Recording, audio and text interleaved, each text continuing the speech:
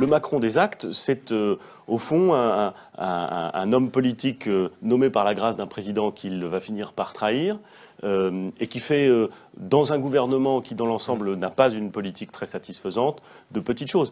Donc, voilà, j'aime bien le Macron des discours, j'aime moins le Macron des actes. Tous les parcours un peu surprenants qui, un jour ou l'autre, ont été tentés d'entrer dans la vie politique, en fait, se sont soldés par des échecs assez rapides. Emmanuel Macron n'est rien d'autre que l'héritier de François Hollande et de son quinquennat. Et quand je le vois, par exemple, au Liban, nous dire qu'il regrette on est dans la diplomatie française, fait du départ de Bachar el-Assad un préalable à toute action de siège, je dis, mais il était où Emmanuel Macron pendant ce quinquennat? Quel est le vrai Emmanuel Macron?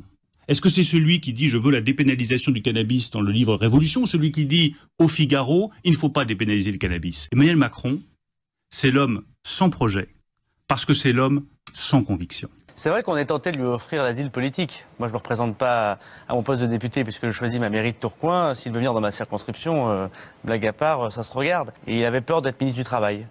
Alors, comme la nomination dans quelques jours, comme il est incapable de faire baisser le chômage, comme il parle beaucoup et qu'il n'agit pas, après tout, il est ministre de l'économie, il devrait imposer sa politique. Qu'à travers Emmanuel Macron, ses grands intérêts financiers auraient le pouvoir. Et d'ailleurs, c'est très simple. Posez-vous une question. Pourquoi ces heures et ces heures de télévision en direct?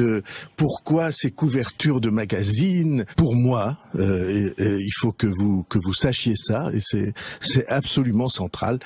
Je ne suis pas pour que le pouvoir de l'argent prenne le pas sur la politique. Moi, ce que je ne comprends pas, c'est pourquoi il dit un certain nombre de choses et après, en général, il recule toujours. C'est-à-dire, il dit « Ah ben non, mais j'ai pas vraiment dit. » Voilà, là, soit c'est de la maladresse, soit, je ne sais pas, c'est une sorte de jeu de rôle pour faire plaisir, je sais pas, à Bruxelles, pendant que Hollande se met à gauche de la gauche, j'en sais rien. Je dis quand même qu'il y a deux problèmes lourds avec Emmanuel Macron. Le premier problème pour moi écologiste, c'est qu'il ne parle pas d'écologie.